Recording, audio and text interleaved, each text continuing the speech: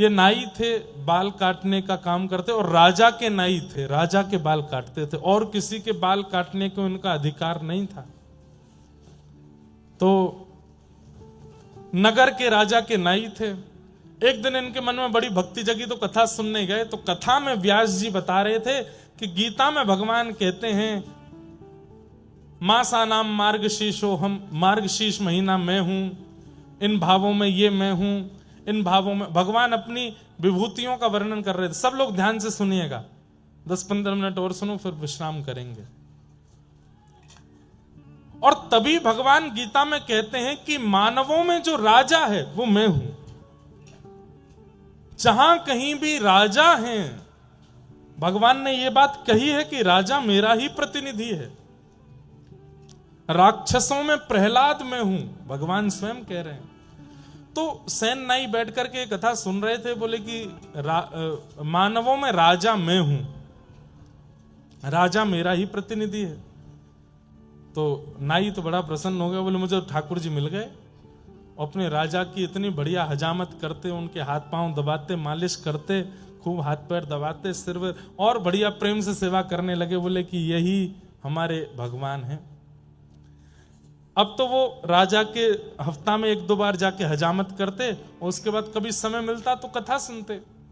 एक बार कथा में व्यास जी ने बोला कि बिन गुरु के हुए ठाकुर जी प्राप्त नहीं होते। तो सेन नाई जी के मन में आया कि अब मैं गुरु कहां से खोजूं।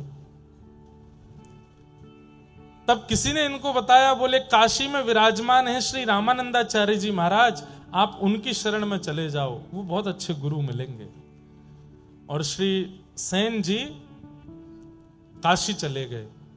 काशी में जाकर के रामानंदाचार्य जी से दीक्षा लेने का खूब प्रयास किया, लेकिन रामानंदाचार्य जी ने दीक्षा किसी कारण से नहीं दी, व्यस्तता के कारण, साधना के कारण। एक बार एक संत इनके पास हजामत कराने आए अपनी, तो ये उनके केश काट रहे थे, मतलब मुंडा कर रहे थे, बिल्कुल सारे बाल उड़ा रहे थे। शिखा छोड़ दी तो संत विरक्त थे, उन्होंने कही शिखा भी काट दो। उन्होंने कही अरे आप कैसी बात कर रहे हैं, मैं शिखा नहीं काटूंगा, ये तो बहुत बड़ा पाप है। बोले अरे मैं विरक्त हूं, विरक्त शिखा सूत्र नहीं रखते। सेन नाई जी बोले आप जो कहेंगे सब स्वीकार है, पर शिखा नहीं काटूंगा। तो बोले भैया काटनी पड़ती है, हम विरक्त हैं, हम शिखा नहीं रखते। तब अंत में सेन नाई जी ने कहा आप बहुत बड़े संत हैं, बहुत बड़े महात्मा हैं, रामानंदाचार्य जी से बुलवा दीजिए कि शिखा काट सकते हैं तो मैं काट दूंगा। सेन नाई जी ने बड़ी युक्ति समझी कि भाई इसी से गुरु सन्निधि भी मिल जाएगी और इनकी शिखा भी काट देंगे। संत लेकर के रामानंदाचार्य जी के पास गए। तो रामानंदाचार्य जी को ये बात बड़ी अच्छी लगी कि इन्होंने लाख कहने पर भी शिखा काटी नहीं, कितना इनका भाव है। और वो सब भाव देख करके, प्रेम देख करके रामानंदाचार्य जी ने फिर समझा करके जो भी भाव था वो कराया। सेन नाई जी की इस निष्ठा को देख करके उन्होंने दीक्षा प्रदान की, तिलक दिया, नाम दिया, मंत्र दिया। सेन नाई जी बोले आज्ञा करें। बोले आज्ञा यही है, वापस अपने गांव जाओ और वहीं रह के भजन करो। तो सेन और संत जन जब भी गांव में आवे, सब काम छोड़ करके उनकी सेवा करना, ये हमारी आज्ञा है। जो मंत्र दिया है इसका जाप करो, संतों की सेवा करो। सेन नाई जी लौट करके अपने गांव आ गए। राजा ने इनको बुलवाया कि कल हमको एक दूसरे राजा से मिलने के लिए जाना है, सुबह आकर के हमारी हजामत कर दो, मालिश वालिश कर दो, उसके बाद हम स्नान करेंगे फिर जाएंगे। रात्रि में सब व्यवस्था करके सेन नाई जी सोए। सुबह उठे तो क्या देखा, कीर्तन की ध्वनि आ रही है। और तभी देखे कि अयोध्या से कुछ संतों की जमात दर्शन करने के लिए जगन्नाथपुरी जा रही है, और मार्ग में इनके गांव में होके निकल रहे हैं। तभी गुरु आज्ञा स्मरण में आई कि 100 काम छोड़ के संतों की सेवा करना। सेन नाई जी काम छोड़ा नहीं, भूल गए कि राजा के यहां जाना है। संतों को प्रणाम किया, वो कहा हमारे घर चलें, आप सबकी मैं सेवा करूं। संतों के चरण धो रहे हैं, उनको सुंदर वस्त्र अर्पण कर रहे हैं, पत्नी के साथ बैठ के खूब सुंदर उनको प्रसाद पवा रहे हैं। और प्रसाद पाने के बाद संतों से निवेदन किया आप कुछ सत्संग कीर्तन हो जाए। उनमें से एक श्रेष्ठ संत प्रवर, उन्होंने प्रवचन किया, सुंदर कथा सुनाई, सब भावुक हो गए। और कीर्तन प्रारंभ हुआ। नाचने लगे सेन नाई और पत्नी, सब बिल्कुल निमग्न होकर के भजन में नृत्य कर रहे हैं, नेत्रों से अश्रु प्रवाह हो रहा है, राम जी का स्मरण कर रहे हैं, गुरुदेव की याद कर रहे हैं। और यहां राजा प्रतीक्षा में बैठा है, मुझे दूसरे राजा से मिलने जाना है। सेन नाई हमेशा समय से पहले आ जाता है, मैं नीचे आके बैठ गया, अभी तक आया नहीं। राजा ने तुरंत कहा, मेरी तलवार कहां है, लेकर के आओ उसको, और इस सेन को तो मैं जाकर के देखूंगा। तलवार लेकर के आए, घिसने लगे उसको, घोड़ा बुलाओ मेरा, कहां है सेन नाई का घर, उसके घर चलना है। इतने में ही देखा कि सामने से दौड़ते हुए सेन नाई आ रहे हैं, अपनी पगड़ी संभाल रहे हैं, कभी हजामत का डिब्बा संभाल रहे हैं, कभी धोती संभाल रहे हैं, और दौड़ते दौड़ते आए। अरे महाराज महाराज महाराज महाराज, मैं आ गया। तो कहां रह गए इतनी देर? बोले महाराज क्षमा करते हैं, बहुत बहुत विलंब हो गया। बोले नहीं नहीं नहीं, दंड तो तुमको मिलेगा। भगवान भगवान क्षमा कीजिए, आप बैठिए ना, मैं जल्दी कर देता हूं, आपको विलंब हो रहा है। राजा बैठ गए, खूब सुंदर हजामत करी, खूब दाढ़ी वाड़ी सब करके, केश वेश। राजा क्रोध में तो था ही। बोले महाराज थोड़ी आपके हाथ पांव दबा दूं? बोले तू दबा तो दे, लेकिन दंड तो मैं तुझे दूंगा। हाथ दबाने लगे। आप इतना क्रोध करते हैं, अच्छे नहीं लगते हैं, आप थोड़ा प्रसन्न रहा कीजिए ना। हाथ पैर दबाते दबाते बोले आप थोड़े श्रमित हो तो मैं आपकी थोड़ी उंगलियां चटका दूं? बोले चटका तो दे, लेकिन दंड तो तुझे दूंगा। उंगलियां चटका दी, हाथ पैर। बोले आप कहो तो महाराज आपकी नेक थोड़ी कमर चटका दूं? बोले उससे कुछ दिक्कत तो नहीं है, वो कुछ नहीं होगा। लेकर के अपने कंधा पर जोर से झटका दिया, कमर ऐसी खुली महाराज, राजा बड़ा हल्का हो गया। बोले सेन तो इतने दिन से आ रहा है सेवा करने, लेकिन आज तेरी सेवा बड़ी अद्भुत लग रही है, लेकिन मैं दंड तो तुझे दूंगा। अरे विराजिए ना आप, थोड़ी आपकी कंधे की मालिश कर दूं। ऐसे ठाकुर जी यहां पर सुंदर कंधा दबाने लगे। थोड़ा गर्दन अपनी टेढ़ी कर लीजिए, टेढ़ी करके गर्दन थोड़ा इधर कुछ करने लगे तो वहां एक तेल का पात्र रखा था, और तेल में प्रतिबिंब दिखाई देता है। जैसे तेल की ओर राजा देखने लगे, वो देख नहीं रहे थे, बस मुख इधर किया तो दिख रहा था।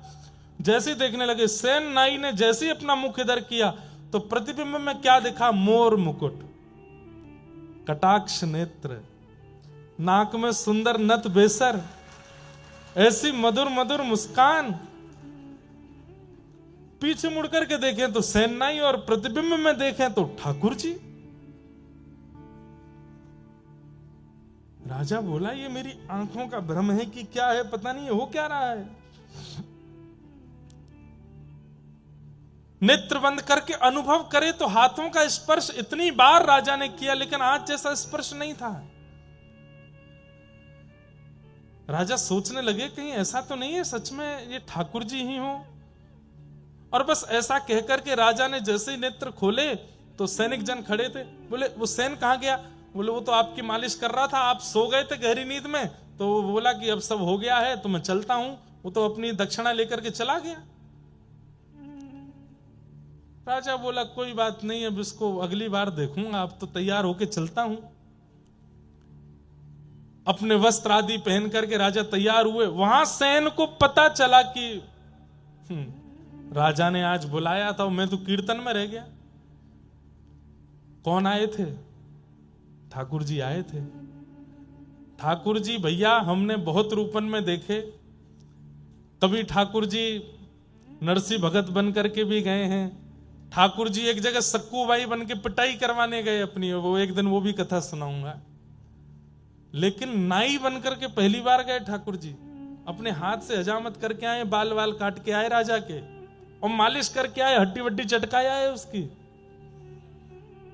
या सेन नाई को जैसे याद आया, संतों को प्रणाम किया, अरे भगवान भगवान आप लोग विराजो, मैं एक काम करके आता हूं। तुरंत अपना डिब्बा लेके वही पाग वाग संभालते हुए दौड़ते हुए गए तो राजा तैयार होके बिल्कुल बाहर आ गए थे। सेन ने आकर के जैसे ही राजा को देखा, हजामत हुई है, केश वेश सब बिल्कुल बढ़िया है, बिल्कुल राजा तो बढ़िया तैयार है, केश वेशों में तेल लगा है। सेन ने आकर के कहा पूरे गांव में क्या, दूर दूर तक शहरों में भी कोई और ऐसा व्यक्ति नहीं जो मेरे अलावा राजा को स्पर्श कर सके। ये मेरी अनुपस्थिति में कौन करके गया? सेन को आता देख राजा बोले, और भाई सेन, कुछ भूल गए थे क्या? कुछ भूल गए हो, लेने आए हो? सेन बोले, भूला तो कुछ नहीं। कुछ नहीं भूले तो फिर क्यों आए हो? आपने कल बुलवाया था मुझे। अरे तो कितनी बार आओगे? सुबह आके तुम सब करके तो गए, अब क्यों आए हो दोबारा?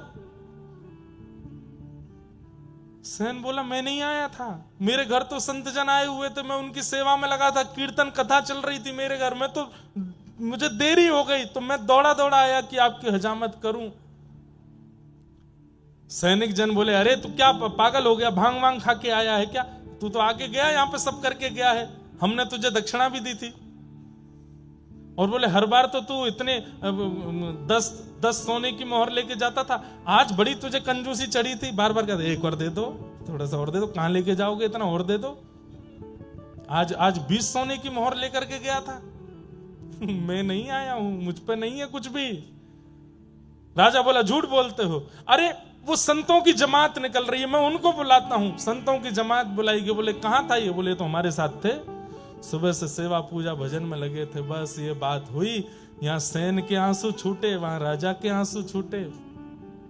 सेन ने कहा, सत्य में मैं था? बोले, बिल्कुल तुम जैसा ही था, लेकिन आज मैं तब कह रहा था कि स्पर्श इतना अद्भुत क्यों है, और तुमने सेन कभी मेरी उंगलियां नहीं चटकाई, आज तो उंगली चटका के गए, कमर चटका के गए, गर्दन वर्दन सब करके गए हो।